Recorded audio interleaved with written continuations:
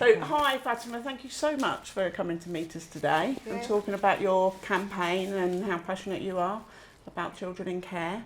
Like Starz, you know, we are so passionate about what we do. We're not-for-profit fostering agency, but I know all right across the board you're really interested, aren't you, in every sort of care sector going.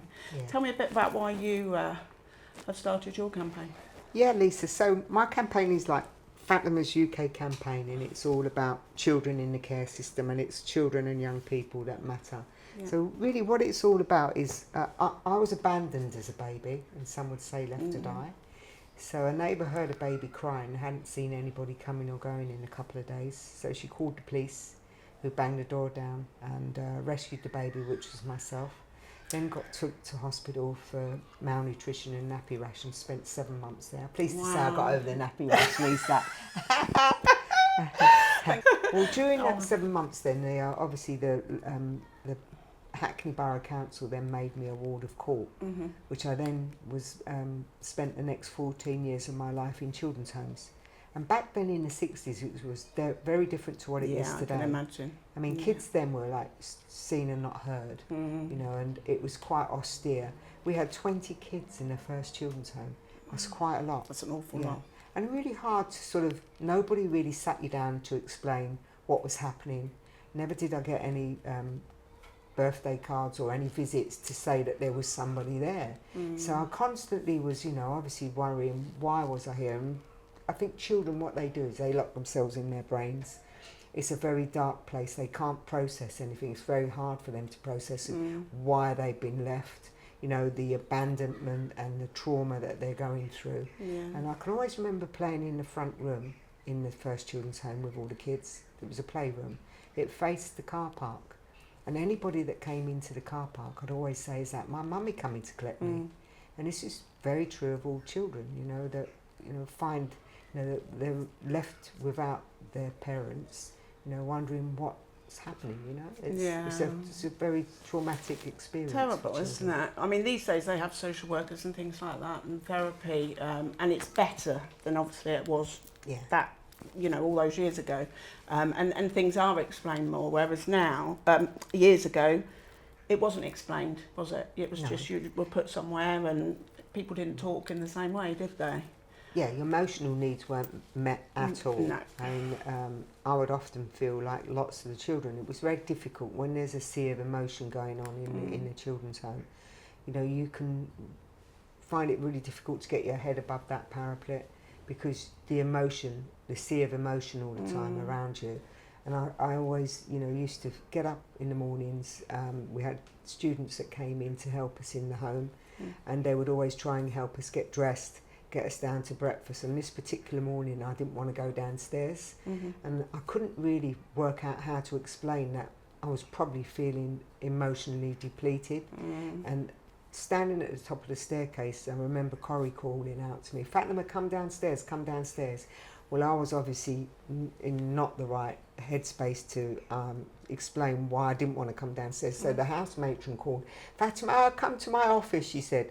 "Let's talk about this." Yeah. And I remember going downstairs thinking, oh, that's a room I haven't been in, you know, so kind of excited to think what's in this room, you know, because when I went in, it was a lovely carpeted area with a warm glowing fireplace, and the matron sat me there and she said, "Now tell me," she said, "what's your problem? Why are you, you know, being naughty?" And I kind of looked at her and I didn't know how to explain. Maybe it was that I was missing a mummy, you know, the love and affection that all children need.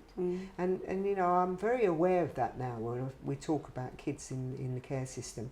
The most important thing a child needs is the love and security of a good home. Yeah, they need to feel safe, don't they? They need to feel safe. Yeah. They need to feel seen and heard. They need to feel that their needs are taken care of. Yeah, definitely. I mean, with Starz, we're a therapeutic agency, so our training is based all with therapeutic training. Yes. And the carers are all given therapeutic training during their assessment as well. So they understand how to listen to these children and empathise with these children. And some children are very damaged, you know, Yes. and they develop attachment disorders. Yeah. So they either are very, very attached, aren't they, and they're all over their new carers, or they completely distance themselves and try and break that relationship down, don't they? Yeah.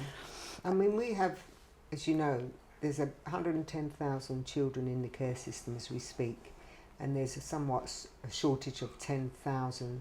We need 7,000 foster carers this year at least. At least, yeah. Yeah. And they predict in 2026 it's going to be nearly 26,000.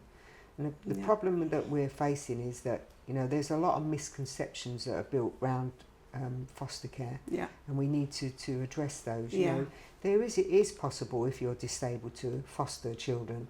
It is. There is. We always say there's no upper age limit. As long as you've got the energy, That's right. There's no upper age limit. You do have to be over 21 to foster, but we welcome the LGBTQ community. We can foster single parents can foster. Single parents can. Yeah. Same-sex parents can foster. Yeah. So and Lisa, also one of the other things that I've spoken with to numerous people is, even if you're working full time. I mean, most conventional families, their parents work full time. There's no reason why you can't foster. No, you can work and you can foster. The only thing they have to be mindful of is they need to be available to attend meetings and family time and things like that, you know. So, but yes, they can work, they can have a job. And sometimes, you know, if they don't want to work, then there is a professional fee paid as well, because it is a career. Absolutely, you know, and it's a difficult emotional career, but it's also what probably I would say one of the most rewarding. Yeah, definitely. Careers. It's a very rewarding job to be a carer for children, a foster carer. Yeah. But it's also important to remember that, as we said, although there is a financial reward, but it's the first and foremost is the love and security that you give to that child. They need to have that. It's not just about, you know, it's not it can't be, yes. You've got to have that empathy. And I think sometimes, that's why we set Starz up. We're three women who set Starz, and we all had abusive childhoods. Nikki was taken into care, so she was in foster care for many years, and then she fostered for 21 years herself. Wow. And then she has worked with fostering agency as well. So she had an awful lot of experience. I was missed by the system, so I was brought up in an abusive household. So I've had to overcome an awful lot, you know, along the way. And you've all had first-hand experience. We've all had first-hand experience. Like these children are going through. And you can really empathise if you have lived it. And that's another thing with foster carers, you know, sometimes they think they can't do it because maybe they had been in trouble at 16 or 18, but that doesn't mean they can't be a foster carer. Obviously, it depends what's happened, but I think a lived experience is one of the best things. Oh, because 100%. You can help these children. Having good role models also is important, because I remember in my second children's home, when I went to the second children's home, an auntie there called My Bright Shining Star. As you know, I've got the book coming out October 24th. But it's very true, all children need good role models. And Auntie Ray, I always used to call her the tickle monster. And the reason why that was because in the mornings I'd wait in bed and hide under the bed covers, and I wouldn't get up until Auntie Ray tickled me. And then I felt my day had started. And really what's important for these young children is to feel that they've got somebody who they can relate to, that they feel secure with, and they know that their emotional needs are being met. And Auntie Ray was that person for me. And I can remember one day picking all these daffodils around the home, and I used to run up the top of the staircase and look out the window, and I'd see where she'd walk to, back and forth to, and I thought, oh yeah, she lives on the house at the end of this road. And I took these flowers down to Auntie Ray's and I hid them behind my back. And when I knocked on the door and she answered it, I said, will you be my mummy? And Auntie Ray said to me, oh, Fat, she said, let's talk about this. And I thought, oh, I'm going to be in trouble because I picked all the flowers. But no, she sat me in her kitchen and she said, Fats, she gave me a cup of tea and a biscuit. She said, let's talk about this. She said, look, she said, I can't just be your mum, she said, because I've got to be mum to all these children. She said, but here's the thing, she said, I'm not always there and you are. She said, so why don't you be their mum, you know, when I'm not there? And so that got me thinking, and I realised then two really important things that stayed with me, and this is why good role models are important for kids. Yeah. The two really important things were, the first one was, in giving, you receive. Yeah. So Yeah. I used to step up, I used to call any injustice if there were any in the home, and I used to give those children the love and support they needed. And in giving it to them, I received it back. And the other thing that what it did for me as well, Lisa, was that it stopped me growing, you know, being a victim of my circumstance. It swiveled the lens, and it enabled me to look outward and help others, and their needs were greater, that I felt they were greater emotionally, you know, in the children's home, and stop focusing in on my own. And those two things have really helped me greatly as I've gone through life. Yeah, You know, that's really lovely. and I think children, that's the fundamental thing. And children learn, and they thrive very quickly if you give them what they need.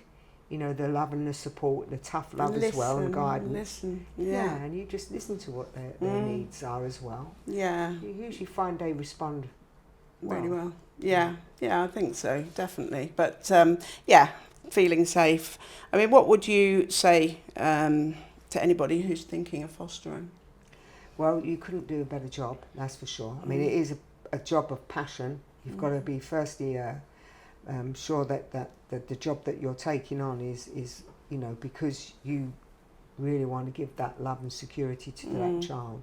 It's not just a paid job, you know. And the other thing is, it's so important that if you've got a family of your own as well, you treat them equally. That's exactly what Starz do, You know, yeah. because that's so important, that child doesn't pick up that vibration where they feel it's only for their children, not for us. We include all our carers' natural children at the same time. We have a magazine every couple of months we come out, and the carers' children have a copy too.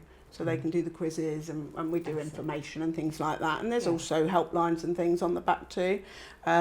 So activities, they're always invited, you know, and they're included. And that's it. They all need to be treated equally within that household. And and then I've heard, like when when I travel around and I talk to the young kids, some of the funny things that they say, and some of the kind of makes you, it impacts you in a way that it brings it home to you. Like one of the little girls, she said, I asked her, what was the difference between being in the care home now than where you were? She said, with mummy. She said, well, mummy couldn't look after us and she couldn't afford any real food or shoes. She said, and my sister and I, we used to take it in turns going to school, sharing the shoes that we had. So they had one pair of shoes. And another child told me about sleeping in the bed rather than on the floor. You know, these are the things that you get to hear all the time. And of course, with children in foster care, like we said, inclusion is important, because I have heard of stories where some say, well, we were only allowed a plain biscuit and not a chocolate biscuit. And, you know, the food, we'd have beans on toast while the family were having a steak. So I know that sounds quite small, but it's hugely big for a child. Yeah, no, that's growing. I mean, as a child, that happened to me. My mum would give my friends the chocolate biscuits, and I'd have the plain. You know, and so I know exactly how that feels. You know, and things like that. So yeah, it's definitely, you know, they do need to treat them equally. I'll tell you a funny little story about that as well. When I was in the children's home, often I'd find myself on the back doorstep, because obviously standing up for the kids and calling out any just made me a little bit unpopular. So I ended up on the back of the doorstep. And I always used to be put at the back of the queue in the mornings when going out the door with a biscuit barrel. And the ones at the front of the queue would get the chocolate biscuits. They got the first choice. And usually the ones at the back, there was only plain biscuits left. And I can remember when I sat on the back of the doorstep and I used to think, now what am I going to do here, you know? And then I go into the biscuit barrel and help myself to a chocolate biscuit. But I didn't just have a chocolate biscuit. I turned half a dozen over and put them at the bottom of the tin and put some chocolate biscuits with plain biscuits faced up. And when it came to my turn at the end of the queue, the auntie was like laughing because she was like really pleased that I wasn't going to get a chocolate biscuit. But when I reached down into the tin, at the very bottom, I pulled up 2 that looked like plain biscuits, but actually they were chocolate underneath. Yay! You learned the tricks. Yeah. They're little things that young children, I mean, in care, they have to learn to stand up and fight for themselves, you know. Yeah. It's perhaps they're more resilient than most conventional families, children that get the support and love and guidance of mum and dad, aunts and uncles and nans and granddads. For a lot of these children, they're fighting to survive, so they become a little bit tough on the exterior. Yeah. They build up these walls around them of security, and they don't really feel like they can trust as much as they would like to. No. Fear of being let down. Yeah, that's and it. being That's hurt. what's happened, isn't it? Yeah. All their life. Yeah. So it is. It takes a long time for them to trust. But we also we provide our carers with a lot of therapeutic training, and they also have like a group supervision with a therapist and a psychologist. So they are able to offload, and they also get that help. So they're getting that support, because I think it's really important that if you support the carers that are doing this very difficult job, they can go on to then help. Because, you know, you come into fostering and some of these things might be new and you may not have a clue. So you need that training, and you need a good support network and somebody to sound off to and ask questions. Oh, I've got this child that's doing this, how do I deal with that, you know? Because that way, if we can support the carers, they can support the children, and that's really important too. And the other thing about that is we need to support the foster carers much more in trauma, because the trauma side for any child that then creates a behavioural problem, they're misunderstood for being naughty kids. Yeah. When in actual fact, they're emotionally, you know, unsettled and find it difficult to relate and express their feelings. Yeah. So with foster carers, obviously, I think it's really important to try and skill them up with trauma, learn trauma, because that way the relationship is more likely to last longer than break down. Yeah, definitely. Yeah, they need to be able to understand, don't they? Yeah. And when they are having a difficult time, you know, we support. We have a 24-hour on-call phone line, and it's not one that you have to press 1 or 2 to get through to somebody. They get through to a voice straight away, you know, which is Nikki, myself, we're first on call. So we'll chat to them and everything else, and we'll pick that phone up any time during the night. And we go out too. So if they need our help, we go out, because it's important that they need to feel safe within the agency to be and supported to be able to help those children. If you're not going to go out and you're not going to support, you know, they're not getting that, and they get resentful and things like that, and it becomes a real difficult struggle job, and they're less likely to carry on, you know, and so that's what we do, and we all do it, the whole team, right across the board. I mean, the people that work for us are amazing, and they are so passionate about what we do as well.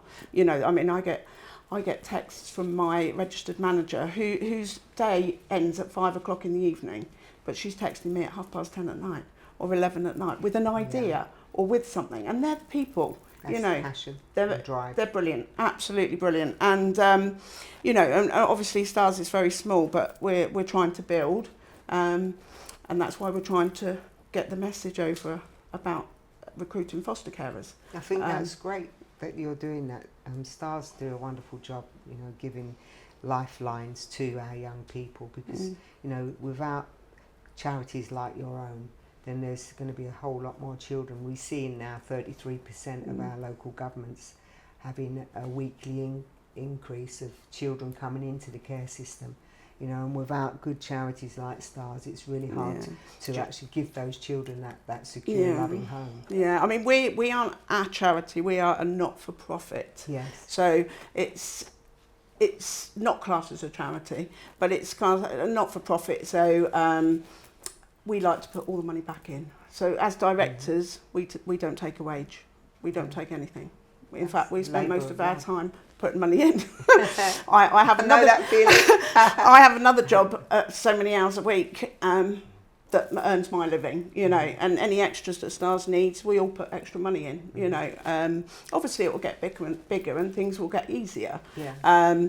But we never wanted to make money from these children, because I've worked for some big companies, and the money that is in the system that is that comes from these children is astronomical. And the owners live in beautiful big houses well away from anything that's going on, and you know, they don't have an awful lot of idea, whereas we want to be there. We want to be within and know these children.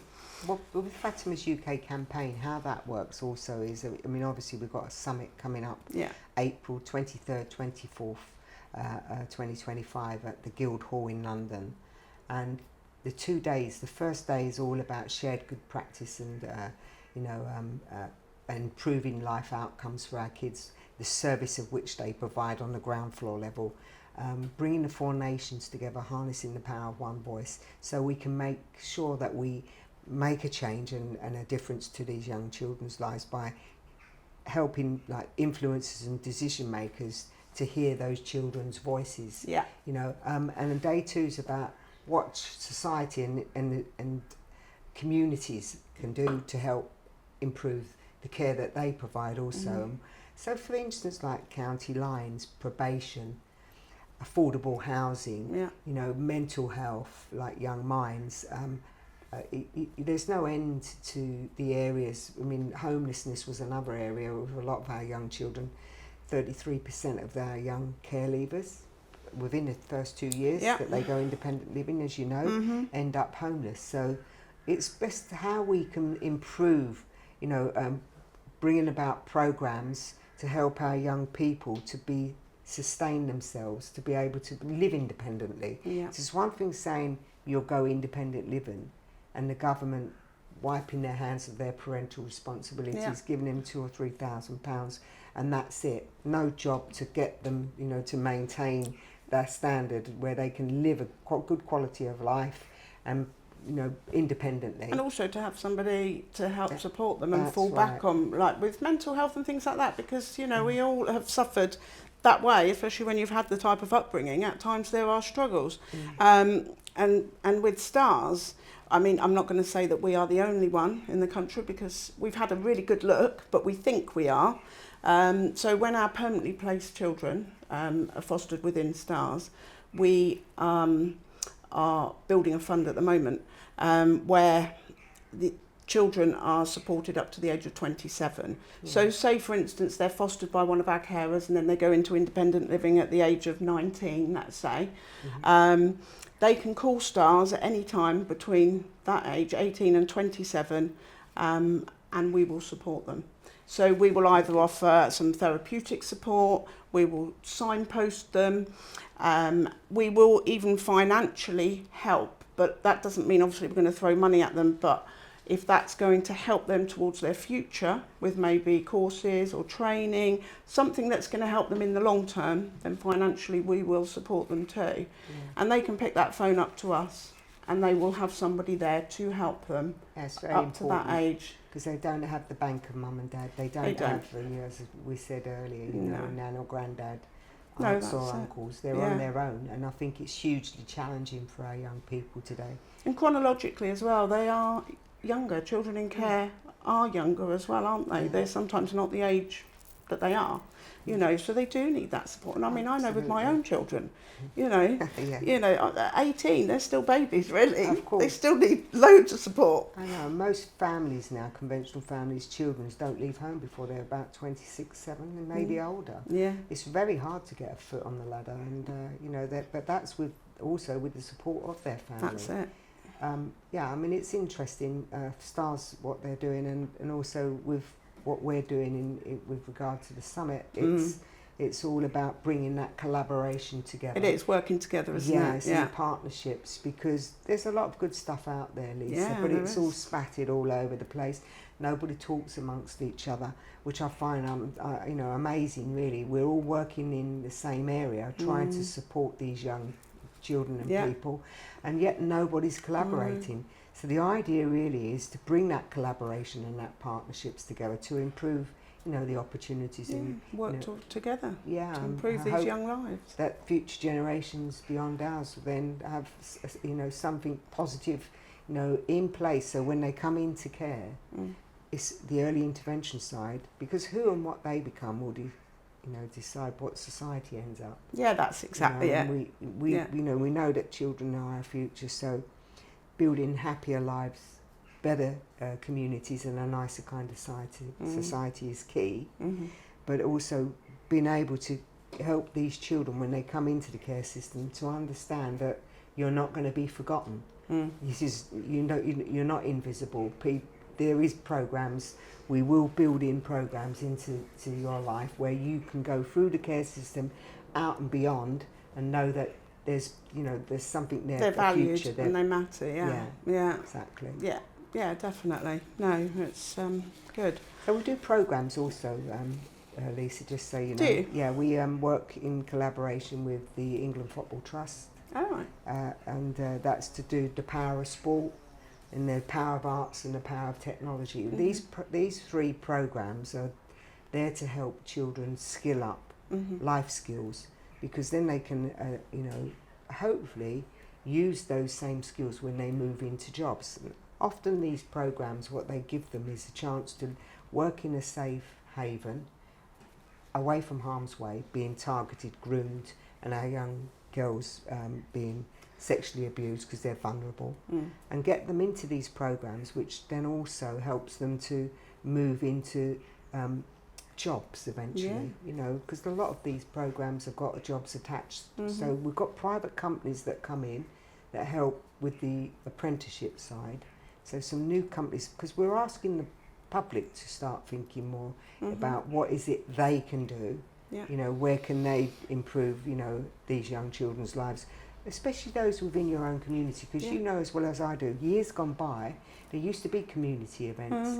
Nowadays we don't have it, and everything costs such a lot of money. So unfortunately, unless you've got good, parents that can afford it, mostly these young people are at a disadvantage because they're not able to be a part of any programs. And we know that 27% of our under 21-year-olds in the prisons today, all right, they've either been in the care system or crossed the path of the care system, and a lot of that is because they've not been able to get involved with programs where they can be in a safe haven, as I said, and find good role models, build up meaningful relationships with people, and feel they've got a sense of self-worth and achievement. Instead of that, they're getting, as I said, groomed and targeted by people. So they need these things, don't they, to just keep them out of sort of harm's way, get them into something that they really enjoy, and even if that may not be for them, then they can try something else, and they'll find something that they maybe are passionate about. Absolutely, and they use those skills that they've learned, to adapt to whatever it is that they move into. There's so much out there for them. Yeah. It's just making it accessible for them. Yeah, that's it. And they don't know, do they? They don't know about these things. They need people to help them, and so yeah. I mean,